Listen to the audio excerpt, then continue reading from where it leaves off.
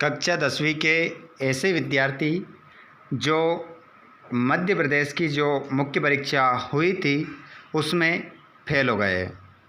तो उन विद्यार्थियों ने अब फॉर्म डाला है हाई स्कूल द्वितीय परीक्षा 2026 का। तो पेपर रहेगा सामाजिक विज्ञान का, कक्षा 10वीं का पेपर होने वाला है आपका 14 मई को। 14 मई को जो आप लोगों का सामाजिक विज्ञान का पेपर रहेगा वो किस प्रकार आने वाला है, पेपर कैसा रहेगा, कैसे क्वेश्चन आपको याद करने हैं, कैसे क्वेश्चन आपको हल करना है, क्योंकि जो गलतियां आपने और सामाजिक विज्ञान के अलावा आपने कौन से विषय का फॉर्म डाला है कमेंट बॉक्स में ज़रूर बताना, ताकि आप लोगों को उस विषय की भी तैयारी करवाई जा सके, ताकि आप अच्छे नंबर से उत्तीर्ण इस बार हो सको।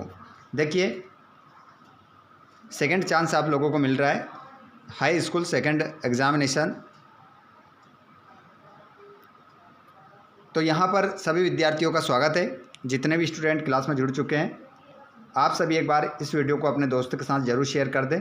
अगर ऐसा कोई दोस्त है आपका जो सामाजिक विज्ञान में फेल है तो उसको आप शेयर कर दें, ताकि इन क्वेश्चनों के माध्यम से वो अच्छे अपनी तैयारी करके जाए, क्योंकि पेपर जल्दी स्टार्ट होने वाला है। चलिए, तो यहाँ पर हम स्टार्ट करते हैं। दूसरा विषय का वीडियो आपको मिल सके तो कमेंट बॉक्स में आप ज़रूर बताइएगा।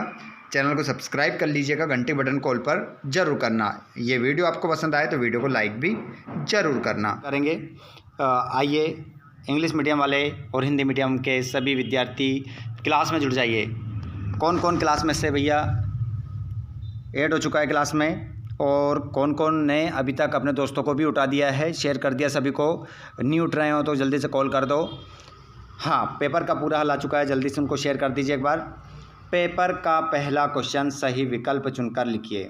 समय बहुत कम बचा है, सभी विद्यार्थी एक बार शेयर कर दीजिए, बहुत कम समय बचा है। एक बार जल्दी शेयर करें फटाफट, उसके बाद हमारी क्लास रुकेगी नहीं। प्रश्न क्रमांक पहला, फ्रांस में बुर्बो वंश के पुनः सत्ता प्राप्त की। तो फ्रांस में बुर्बो वंश ने पुनः सत्ता प्राप्त की थी। विनिया संधि द्वारा, मेंज संधि द्वारा, न्यूरेमबर्ग संधि द्वारा या फ्रैंकफर्ट संधि द्वारा। तो इसमें आपका जो करेक्ट आंसर होगा वो हो जाएगा विनिया संधि के द्वारा। अगला क्वेश्चन देखेंगे, इंग्लिश मीडियम के अपने आंसर देख लेंगे। उसके बाद में प्रश्न नंबर 2, अफ्रीका में रिंडरपेस्ट नामक बीमारी फैली थी। तो ये बीमारी कब फैली थी? तो ये जो बीमारी फैली थी बच्चों, ये फैली थी आपकी 1690 में, 1790 में, 1890 में, 1990 में। तो इसका करेक्ट आंसर आपका होगा 1890 में। अगला प्रश्न है, इंग्लैंड में औद्योगिकरण आरंभ हुआ। तो इंग्लैंड में जो औद्योगिकरण है बच्चों, ये कब आरंभ हुआ? तो इसका करेक्ट आंसर आपका हो जाएगा 18वीं सदी में। 18वीं सदी आपका आंसर होगा। अगले प्रश्न को आप देखेंगे, 18वीं सदी में यूरोप के कुछ भागों में साक्षरता प्रतिशत पहुंच गया था। तो यहाँ पर आपका जो करेक्ट आंसर होगा वो हो जाएगा 18वीं सदी में यूरोप के कुछ भागों में साक्षरता प्रतिशत पहुंच गया था। चलिए, आज का क्वेश्चन आप लोगों के लिए मैं छोड़ देता हूँ, ठीक है। बताइए सबसे पहले किसका कमेंट सबसे पहले आता है, मान लूँगा मैं उसको जिसने भी जवाब दे दिया है। 18वीं सदी में यूरोप के कुछ भागों में साक्षरता का प्रतिशत कितना पहुंच गया था, ये आपको कमेंट बॉक्स में बताना है। जल्दी से बताइए कितना पहुंच गया था। उसके बाद में अगला प्रश्न रहेगा, गुटेनबर्ग ने अपनी पहली मीटिंग प्रेस बनाई। तो कब बनाई? 1348, 1548, 1648, 1448। तो इसमें करेक्ट आंसर क्या होगा? जल्दी से जवाब दीजिए। देखते हैं सबसे पहले इसका जवाब हमारे सबसे पहले कौन सा विद्यार्थी इसका जवाब सबसे पहले देता है। और जो विद्यार्थी क्लास में जुड़ते जा रहा है, आप सभी को जल्दी से भैया शेयर करते जाओ, क्लास को जल्दी से शेयर करते जाओ। और जिन्होंने चैनल को सब्सक्राइब नहीं किया, ठोको फटाफट सब्सक्राइब करो। ऑल स्टूडेंट सब्सक्राइब करो, विज्ञान का पेपर लेकर आने वाला हो, पूरा पेपर सॉल्यूशन के साथ। तो ठोको फटाफट सॉल्यूशन के साथ पेपर चाहिए। तो गुटेनबर्ग ने अपनी पहली मीटिंग प्रेस बनाई 1448 में। अगला प्रश्न देखेंगे, छठा, E.T. पॉल म्यूजिक कंपनी ने नई सदी का उदय शीर्षक से एक संगीत किताब प्रकाशित की थी। कब की थी ये आपको बताना है। तो इसका करेक्ट आंसर हो जाएगा 1900 में की थी। कब की थी? 1900 आपका सही आंसर होगा। इंग्लिश मीडियम के हमारे बच्चे, सर हमारे आंसर तो बता ही नहीं रहे। भैया तुम्हारे भी आंसर 1990, ठीक है, आपका आंसर होगा। यहाँ पर देखेंगे सत्य फत्य देखेंगे, ट्रू फॉल्स देखेंगे इंग्लिश मीडियम और हिंदी मीडियम के सभी बच्चे। खनिज हमारे जीवन के अति अनिवार्य भाग है। तो इंग्लिश मीडियम वाले बच्चे लिखेंगे ट्रू और हिंदी मीडियम के लिखेंगे सत्य। इसमें क्या आ जाएगा? सत्य। तो इतने समझदार तो हैं, आप समझ जाएंगे। अगला क्वेश्चन दूसरा, भारत विश्व के सर्वाधिक सड़क जाल वाले देशों में से एक है। तो बिल्कुल सत्य, ये भी बात क्या हो जाएगी? सत्य। तमिल समुदाय श्रीलंका में बहुसंख्यक समुदाय है। असत्य, गलत बात है ये, फॉल्स। इंग्लिश मीडियम वाले फॉल्स। बेल्जियम यूरोप में स्थित एक छोटा सा देश है। तो ये भी आपका सत्य है। इंग्लिश मीडियम में ट्रू, नीचे वाला। पीटर नॉर्मन अमेरिकी धावक थे। तो ये आपका क्या होगा? सत्य होगा। असत्य। अगला है, 2 या अधिक स्तरों वाली सरकारें संघीय व्यवस्था की एक विशेषता है। तो इसका आंसर भी क्या होगा? सत्य हो जाएगा। सत्य लगाएंगे भैया। चलिए आगे बढ़ जाते हैं और यहाँ पर मिला लो जोड़ी। क्या मिलाएंगे? जोड़ी। लक्षद्वीप, अरब सागर, रियो डी जेनेरो, इसको आप मिलाएंगे 1973। प्रोजेक्ट टाइगर, इसको आप मिलाएंगे, प्रोजेक्ट टाइगर को माफ कीजिएगा, इसको हटाते हैं यहाँ से, इसको हटाओ, रियो डी जेनेरो। तो इसको आप मिलाएंगे ब्राज़ील से इसको मिलाएंगे, ठीक है। और प्रोजेक्ट टाइगर इसको आप मिलाएंगे 1973।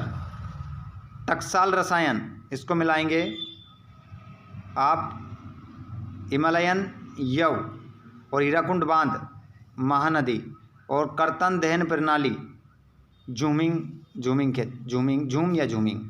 इस प्रकार आपकी जोड़ी मिलेगी, ठीक है। गलती नहीं करना है किसी प्रकार की, सही साठ आंसर आपको लगाना है। आगे हम चलते हैं, जोड़ी मिल जाएगी आपकी। रिक्त स्थान की पूर्ति करना है। औसत आय को आय भी कहा जाता है, प्रति व्यक्ति आय। भैया औसत आय को प्रति व्यक्ति आय भी कहा जाता है। भारत में करेंसी नोट जारी करता है तो RBI, reserve bank of India, आपका आंसर हो जाएगा। अगला क्वेश्चन है, एक से अधिक देशों में उत्पादन पर नियंत्रण रखने वाली कंपनी कहलाती है तो बहुराष्ट्रीय कंपनी कहा जाता है। अगले प्रश्न को देखेंगे, कृषि क्षेत्रक की गतिविधि है।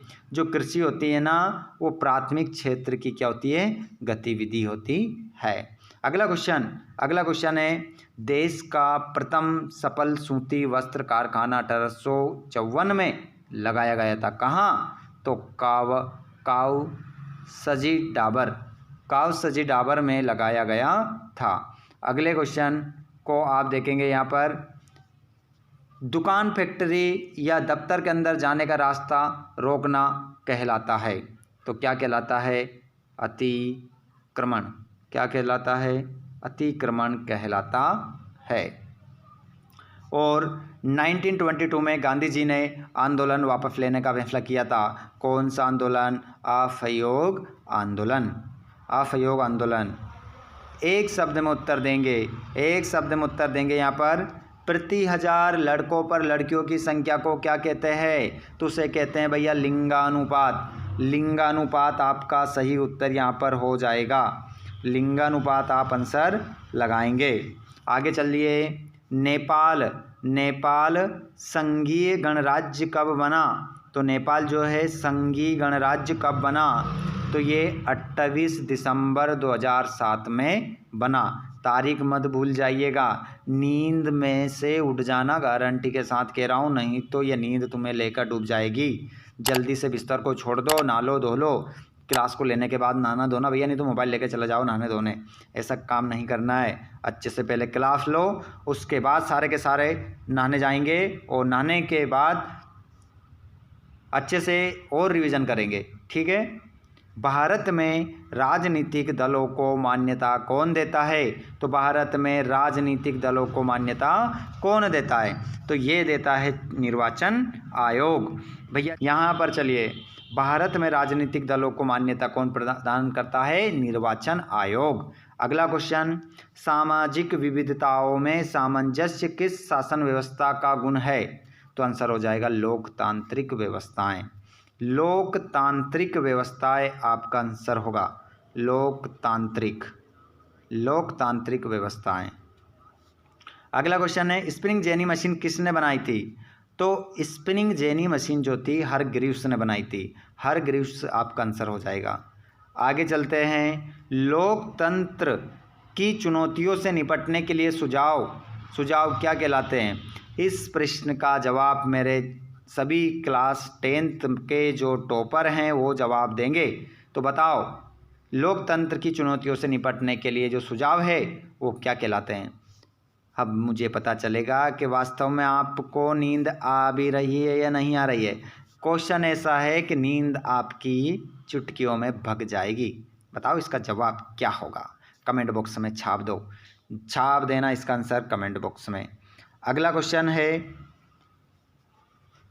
क्वेश्चन आपका है, भारत में 24 दिसंबर को किस रूप में मनाया जाता है? तो हमारे भारत देश में 14 दिसंबर को हम किस दिवस के रूप में मनाते हैं? 14 दिसंबर को तो राष्ट्रीय उपभोक्ता दिवस के रूप में मनाते हैं। आगे हम चलेंगे, प्रश्न नंबर 6, सतत पोषणीय आर्थिक विकास क्या है? संसाधन से आप क्या समझते हैं? एक बात कान खोल के सुन लेना, इनका आंसर मैं आपको देने वाला हूँ, भग मत जाना क्लास को छोड़कर। हाँ, ज़्यादा समय नहीं हुआ है, 12 मिनट की क्लास हुई है अभी आपको भगना नहीं है। संकटग्रस्त जीव जातियाँ किसे कहते हैं? 2 उदाहरण लिखिए। सुभेद जातियाँ क्या है? 2 उदाहरण लिखिए। और प्रारंभिक जीवन निर्वाह कृषि से क्या तात्पर्य है? मोटे अनाज से आप क्या समझते हैं? गुमास्ता से क्या तात्पर्य है? फ्लाई शटल क्या है? और प्लाटेन का क्या प्रयोग था? आगे भी आप देख सकते हैं, बंगाली भाषा में पहली व संपूर्ण आत्मकथा कब व किसने लिखी थी? तो किसी का नाम आ रहा होगा आपको, राष्ट्रगीत या राष्ट्रगान के।